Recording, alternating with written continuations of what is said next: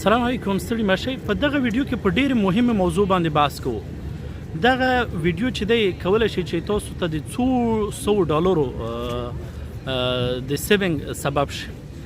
په دغه ویډیو کې په دې بحث کوو چې په استانبول کې خلک کومو دوکو او فراډونو سره مخامخ کیږي،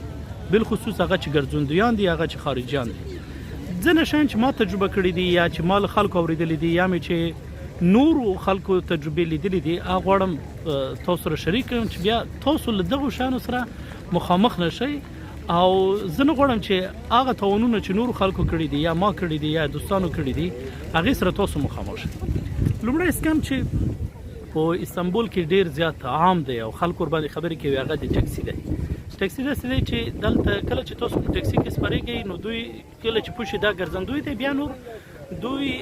میټر نه استعمالوي یا په اوږدې لارې باندې تاسو را تاووي تر څو هغه تاسو بل چې دی هغه ډېر زیات اوچت راشي.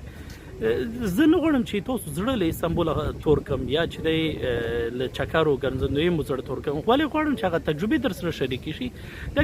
کیدای شي په هند کې وي، دا کیدای شي پاکستان کې وي، دا کیدای شي یو چا سره په افغانستان کې هم شوي وي، خو دغه پوینټ ته باید متوجه وشئ. غوره به وي چې د اوبر له طریقه ټکسي بوک کړئ یا چې دی هوټل والا ته ووایئ چې هغوی تاسو د فرنټ ډیسک له طریقه ټکسي راوغواړي، او که هغه هم نه وي تاسو کولی شئ چې کله ټکسي والا سره کېناستلی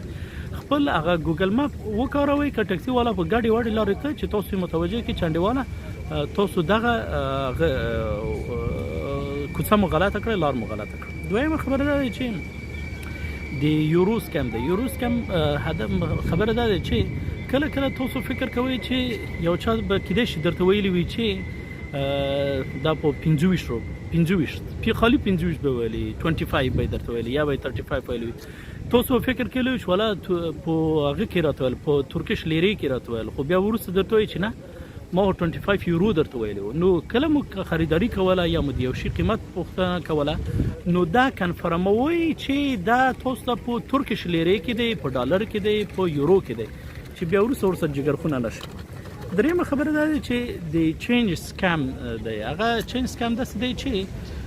کله کله که تاسو مثلا په تور بازار کې سرک په سر یو چا سره پیسې بدلوئ، هغه کیدای شي تاسو ته دویم نمبر نوټ درکړي، جعلي نوټونه درکړي.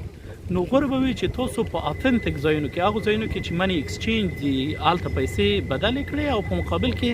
هغه د پیسو سلیپ هم واخلئ. که چېرته مثلا تاسو خدای نخواسته له کوم مشکل سره مخامخېدلی چې بیا هغه سلیپ در سره وي چې تاسو دومره پیسې چې دي دغه ځای کې بدلې کړي دي. څلورم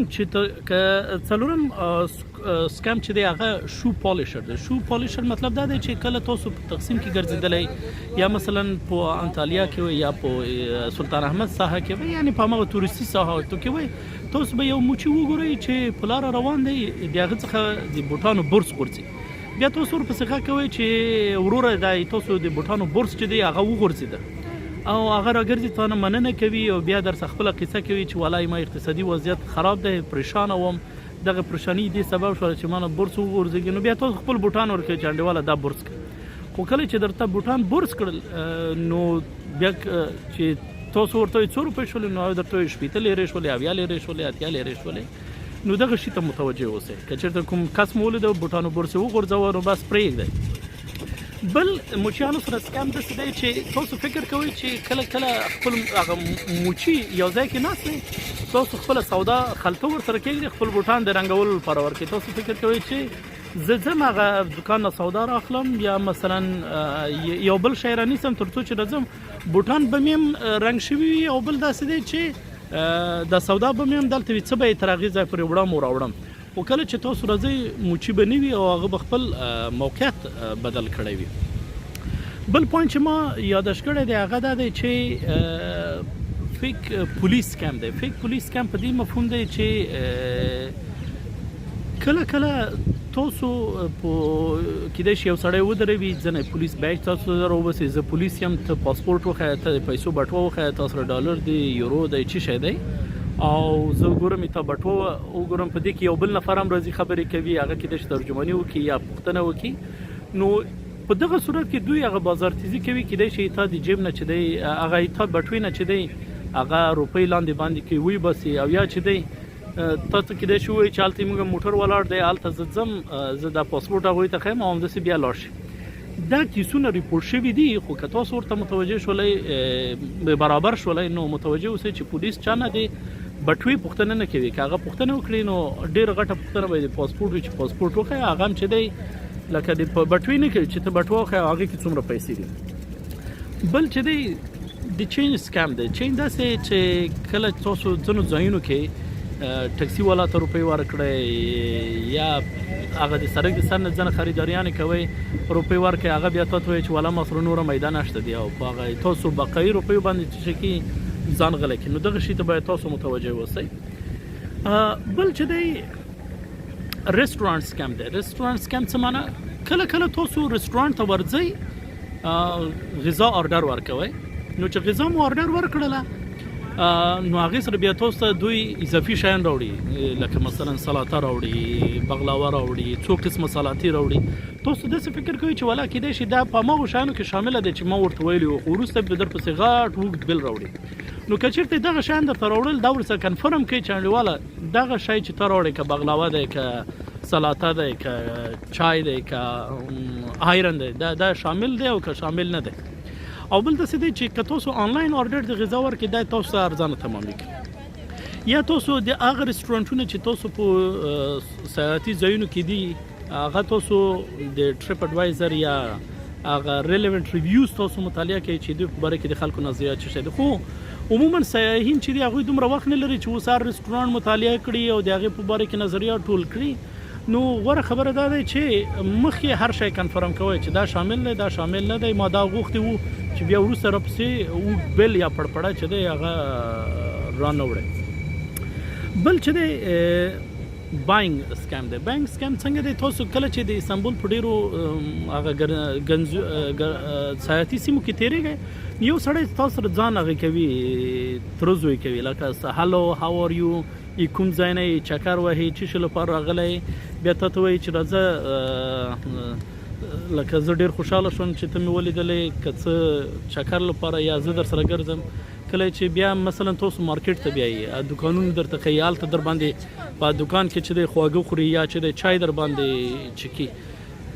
نو بالاخره بیا هلته چې تاسو ته قیمتونه ښیي د کمیشن هم ورکوي دوکاندار خپل ګټه هم ورکوي او بیا هغه ځانونه یو قسم کې چې والا دا فکس پرایس دی لکه زه قیمت نه راټیټوم دا چې د فکس قیمتونه دي نو کله چې بیا تاسو نه اخلئ دغه خوږ سړی چې مخکې تاسو ځان یې ترزوی کړی و یا یې خپلوان کړی و یا ډېر شیرین سړی و یو ځل یې د په هغه اټیټیوډ کې برخورد کې چې دی تغیرات راځي بیا به تاسو وایئ دا خو والا هغه سړی نه و دا خو بیخي متفاوت بله راوختله نو که چیرې تاسو سره چا سړک و کوڅې کې ځان داسې نږدې کوه بس های هاوري ورسره کوئ نور چې دی ډېر لیفټ مه ورکوئ ځکه هغوی غواړي له دې طریقه تاسو څه شی کې ځان سره رانږدې کړي ګپ شپ در سره آزاد کړي او بالاخره هم په غم واړوي بل چې دی چې باید تاسو ډېر زیات ورته متوجه شئ دلته د فیک ساعتونو او فیک عطرو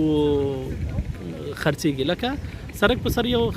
کس درته یو ساعت نیسي چې دا والا رولکس ساعت دی زه غواړم دا خرڅ کړم او ته وایې چې والا رښتیا دی ځکه هغه ټول شیان ورباندې وي رولکس او ټاپې ماپې لګېدلې وي خو هغه به بالکل یو فیک ساعت وي دغو شیانو نه ځان ساتئ چې په جیټ قیمت یې وانغلئ که په ټیټ قیمت ما اخیسته $15 $6 صحیح دی ځکه هغه عمره خو ورباندې هغه تکلیف هم تېر شوی وي خو دې نه پورته چې دی هغه ارزښت نه لري یا چې دی د دې څنګ کې عطرونه خرڅېږي لکه دا وایي دا برانډ عطر دی خو هغه برانډ عطر نه وي ټول فیک بوتلونه وي بس یو قسم بویانې اوبه یې ورکې اچولې وي چې تا ته لکه عطر غوندې ښکاري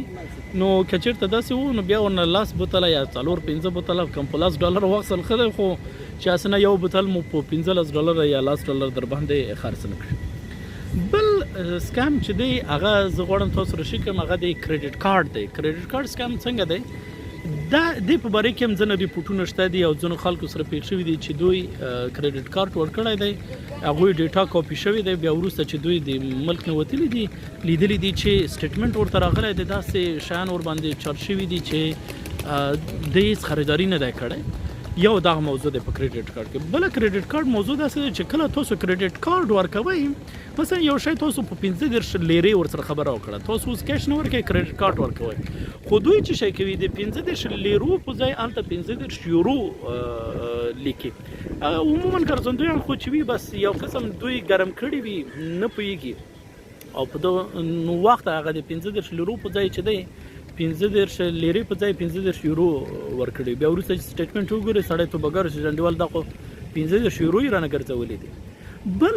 د نایټ کلاب هغه د سکام دی چې دا عموما د تقسیم شاوخوا منطقو کې کیږي تاسو تیریږئ بالخصوص چې دوی پوه شي چې ته یو نفر یې لکه یو نفر یې درته وایي السلام علیکم هاو آر یو سر وات آر یو ډوینګ کوم ځای نه یې بیا درته وایي دلته والا چې دی نایټ کلاب دی دلته چې دی موږ سره جنکې دي دا به د خبره ده چې زه کوم خو دا یې دې لپاره دی چې باید تاسو له دغه شي سره ډېر محتاط واوسئ هسې نه چې بیا په $800 $900 او په $1000 کې راغلی وای نو کله چې تاسو بوځئ هلته نو هلته چې وختلی یو دوه جنکۍ تاسو نه ټولېږي هغه هم تاسو سره کیني هغه هم درسره خوشامندي کوي بیا هغوی هم چې دی یو ډرنک یو شی راغواړي تاسو هم راغواړئ وروسته هغه جنکۍ چې دی وایي موږ ځو تشناب ته هغه تشناب ته لاړ شي خو تشناب په بانه هغه بیخي غیب شي چې هغه کوم طرف ته لاړ خو دوی پسخانه مسخانه غوندې وي نو ته منتظر چې رانغلی نو مجبور خو چې هغه ځای پرېږدي کله چې هغه ځای پرېږدي نو ته ورته وایي چې بل راوړه چې بل راوړې نو بیا یې $400 $500 $600 چې دی بل تاسو پسې لیکلی وي نو دا ډېر یعنی خطرناک حالات دی ځکه چې $500-600 که نه لکه یو پیپسي کې به یې در باندې چارج کړی وي بل دوی داسې کوي چې تا ته وایي والا زم ډېر زیات خوشحاله شولم زم دلته چې یم ګرځندوی یم زم مخکې راغلی وم راځه تم ځان ته زم ځان ته یم راځه دلته یو بیر میر سره وچکو کله چې او زه بیر تا ته آفر کوم لکه راځه ما سره خو دې ته متوجه اوسېږي چې د ارزه د فری شیانو قیمت چې وي خورا ډېره زیات اوچت وي تاسو راته کمنټ کې ولیکئ چې تاسو که استانبول ته راغلي وئ یا مو چکر وهلی وي له کوم ډول سکمونو سره یا فراډونو سره مخامخ شوي یې ډېره زیاته مننه دا ویډیو چې دی تر ډېرو پورې ورسوئ چې ډېر خلک ترې مستفید شي